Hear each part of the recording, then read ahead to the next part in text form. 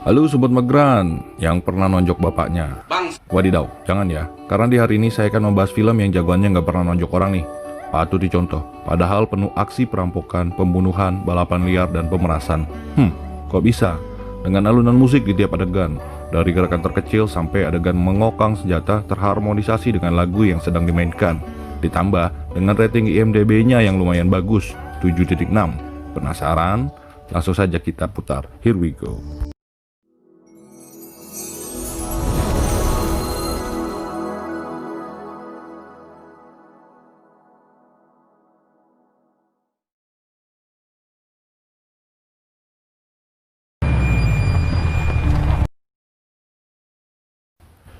Adegan dimulai. Di suatu pagi, mobil Subaru Impreza WRX warna merah terlihat merapat ke tepi jalan di seberang bank. Diiringi dengan lagu The John Spencer Blues Explosion dengan judul Bell Bottoms, adegan perampokan dimulai.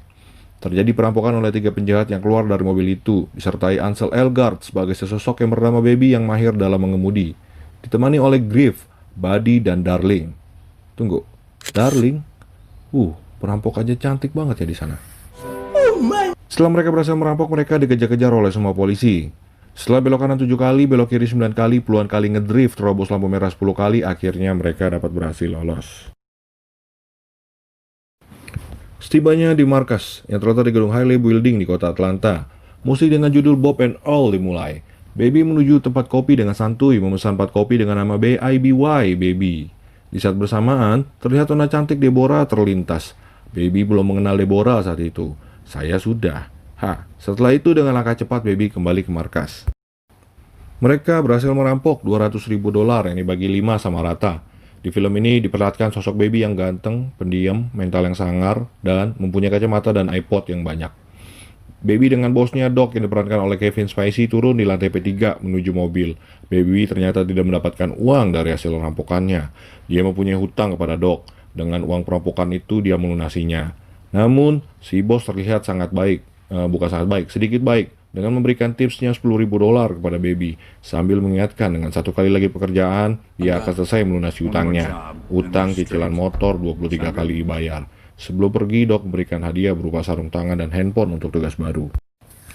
Diiringi dengan musik Gogi Ren di dalam rumah, terlihat Baby sedang bersantai bersama ayah angkatnya, Joseph yang diperankan oleh Cici Jones. Ayahnya terlihat sedang menonton TV dan Baby yang asik mendengarkan lagu sambil memegang uang, kemudian menyimpannya di bawah lantai. Ayah angkatnya menderita tunawicara atau tunarunggu. Baby menggunakan ASL, American Sign Language, untuk berbicara dengan ayahnya. Baby nampak menyiapkan makanan untuk ayah angkatnya disertai requestan untuk meratakan pinggirnya dan menanyakan uang perampokan yang didapat Baby. Dan dijawab Baby, 1 pekerjaan lagi akan selesai. Di saat senggang, tidak seperti kalian yang col-col, Baby mempunyai hobi iseng meremix rekaman suara yang direkamnya untuk menjadikan sebuah lagu. Di saat memasukkan kaset hasil rekaman ke dalam tas, Baby melihat spesial kaset yang bertuliskan Mom. Dia teringat ayah dan ibunya yang meninggal karena kecelakaan mobil. Kemudian tidak adanya angkringan di kota Atlanta membuat Baby nongkrong di sebuah kafe. Baby melihat Deborah berjalan memasuki restoran sambil bernyanyi riang gembira. Dia melewati Baby. Di saat itu juga Baby merekam suara Deborah. Baby tertangkap basah oleh Deborah tentang dirinya yang merekam Deborah. Keduanya nampak mesra berbincang. Pasangannya sangat serasi. Berasa getir hidup yang saya alami ini. Sebelum pergi, Baby lalu menanyakan lagu apa yang didendangkan Adinda Deborah. Baby kemudian langsung pergi ke toko kaset untuk membelinya. Lagu tersebut berjudul Baby karya Carla Thomas. Dan menikmati lagu tersebut bersama ayahnya sepulang ke rumah. Lagi asiknya menikmati lagu, Baby ditelepon oleh Doc. Bosnya memberitahukan rencana perampokan selanjutnya. Dan kemudian scene berpindah. Di markasnya, Doc mulai memperkenalkan anggota barunya satu persatu.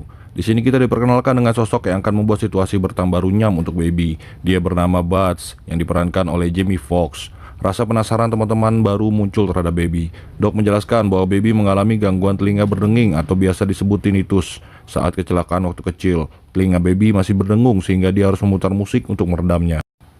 Diceritakan Dok, 10 tahun yang lalu saat Baby kecil dia memacu mobil yang membuat polisi kalang kabut dalam menangkap Baby.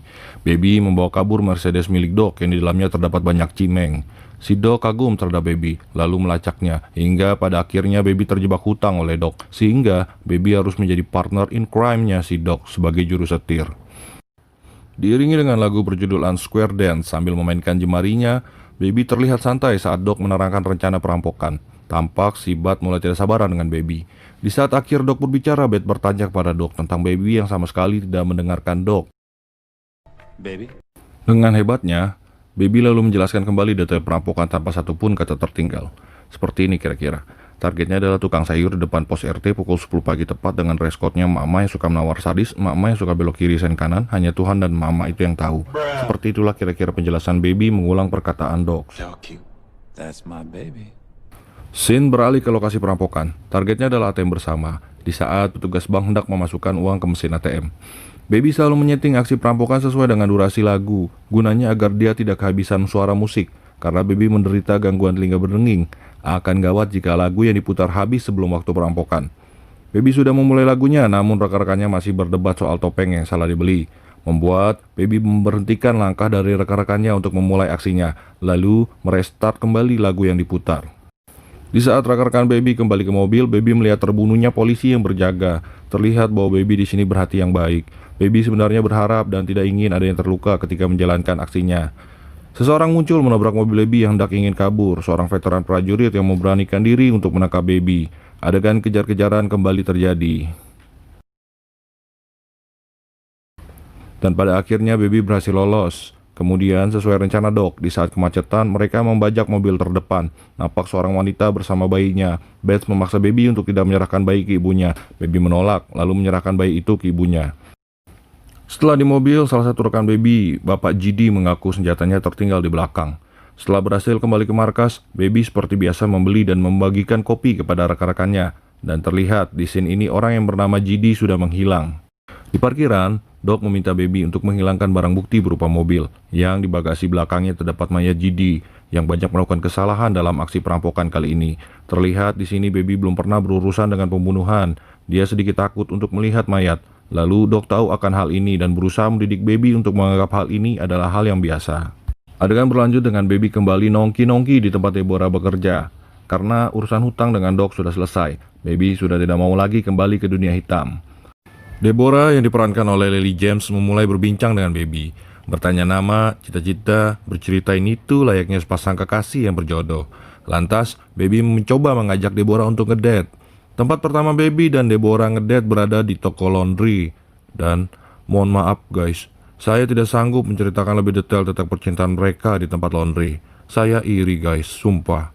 Kalian tonton sendiri aja untuk adegan ini ya. Scene beralih ke rumahnya Baby.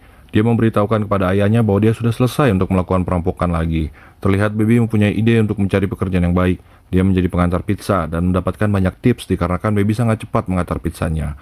Kemudian, adegan berlanjut. Tibalah hari di mana Baby mengajak makan malam Deborah. Dengan romantisnya menggunakan mobil Lincoln Continental Mark V menuju ke restoran. Di sana mereka terlihat seperti pasangan yang berada di dalam negeri dongeng. Lagi asik-asiknya ngedate dengan Deborah, Baby tidak sengaja bertemu dengan Dok. Rupanya, Dok selalu memantau Baby. Dok memaksa dan mengancam Baby untuk bekerja kembali dengannya. Baby pun terpaksa menerima. Menurut Dok, Baby adalah jimat keberuntungannya. Di esok paginya, Baby dan Dok beserta anaknya mensurvei lokasi perampokan. Mereka hendak merampok kantor pos, lebih tepatnya merampok Wesel Pos. Baby lalu menelepon Deborah untuk mengajaknya kabur dari kota. Dia berniat kabur sehabis perampokan, pergi jauh dengan Deborah agar bisa terhindar dari Dok untuk selamanya. Scene berpindah ke markas Dok dan kawan-kawan. Nampak terlihat Buddy, Darling, dan Bats diajak kembali oleh Dok. Setelah mereka mendengarkan rencana perampokan, mereka lalu disuruh Dok pergi ke tempat penjual senjata kenalannya Dok. Setibanya di lokasi, Bats membuat kekacauan. Dia yang memulai aksi tembak-menembak kepada penjual senjata. Inilah salah satu karakter yang ketika bayinya tidak pernah dibedong. Bats kembali lagi berulah setelah berhasil mendapatkan senjata dan menuju pulang ke tempat Dok. Bats tidak sengaja ingin berhenti ke restoran tempat Deborah bekerja. Awalnya Baby menolak dan terus melaju mobilnya, namun dipaksa Mas Bats untuk ke situ. Sesampainya di dalam, semua rekan Baby bertemu Deborah. Baby jutek pura-pura nggak kenal Deborah. Dia melindungi Deborah dari Bats dan kawan-kawan. Di sana Butch bertengkar dengan Buddy karena Darling hampir saja tertembak di tempat penjual senjata. Butch yang dengan otak pendeknya hendak membunuh Deborah dikarenakan Deborah yang cuek, lalu dihentikan Baby dengan rasa marah yang besar. Butch pun akhirnya menuruti Baby dan Baby memberi pesan kepada Deborah untuk pergi bersamanya pada pukul 2 pagi. Setibanya di markas, Doc marah kepada mereka dikarenakan Doc mengetahui rekan penjual senjatanya terbunuh. Doc memberitahukan bahwa mereka adalah para polisi temannya Doc. Doc lalu membatalkan acara perampokan besok dan memberitahukan kepada mereka untuk kabur keluar kota secepatnya. Namun, Butch memaksa untuk melakukan aksi perampokan. Dengan persetujuan yang lainnya, akhirnya Doc pun setuju. Di jam 2 pagi, Baby yang diam-diam hendak kabur ketahuan oleh Buddy, disusul oleh Butch yang mengetahui kebiasaan Baby merekam suara. Baby pun dipukul pingsan. Di sisi lain, Deborah nampak setia menunggu Baby yang tak kunjung datang. Kemudian dirinya diinterogasi oleh mereka semua. Nampak semua kaset Baby diambil semua dari rumahnya. Doc langsung mencoba salah satu kaset dan terbukti ucapan Baby benar bahwa dia suka membuat musik dengan rekaman suara. Walau begitu, Doc tetap mengusir Baby dan Baby tetap bersikeras untuk melanjutkan perampokan dikarenakan dia tahu akan menghadapi mereka semua sampai terbunuh jika dia tidak melanjutkan perampokan. I'm driving. Tibalah di hari perampokan. Seperti biasa, Baby menunggu di dalam mobil. Dia melihat kasir kantor pos hendak masuk namun diisyaratkan Baby untuk menjauh. Tak lama kasir tersebut memanggil polisi dan disertai Butch yang datang dengan pistolnya. Dia membunuh polisi itu. Baby yang sudah tidak sabaran lagi dengan Butch membunuhnya dengan melajukan mobil hingga menabrak truk di depan. Dan Butch pun terbunuh.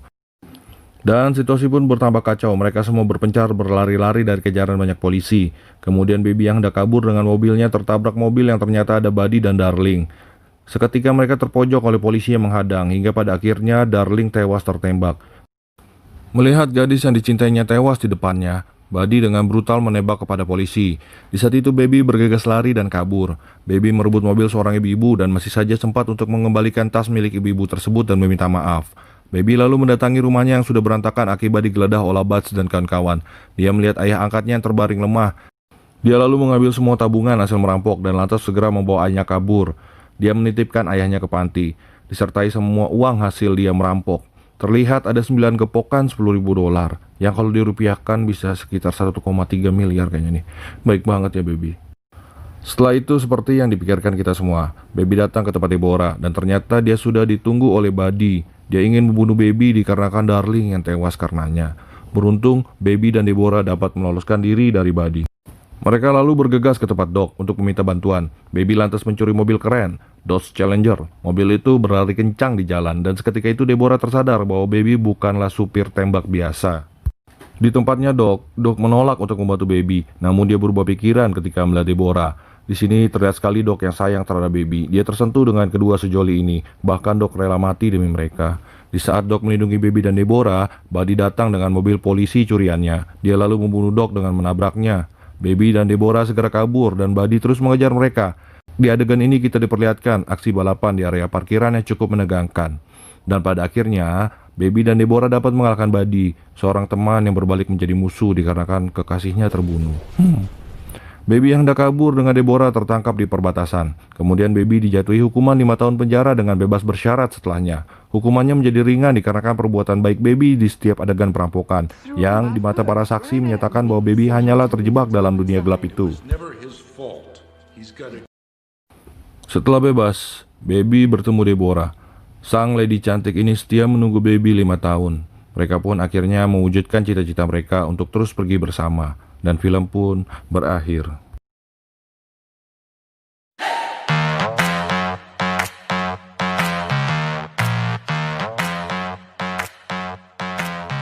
Untuk kesimpulan film kali ini, film ini cukup banyak respon yang positif dari berbagai media. Film ini mampu melewati ekspektasi para penggemar film. Adegan kebut-kebutannya pun terlihat nyata. Kabarnya, sang sutradara Edgar Wright sendiri sengaja membuat 90% lebih adegan laganya secara langsung dan meminimalisir penggunaan CGI. Penggarapan film ini memakan waktu sangat panjang, hingga 2 dekade. Film ini pun punya skenario yang kuat dengan twist yang sulit ditebak. Film yang patut menjadi daftar film action yang terlalu seru untuk dilewatkan. Dan inilah akhir alur cerita. Saya pamit undur diri, mohon maaf banyak kesalahan. Have a nice day and love you all.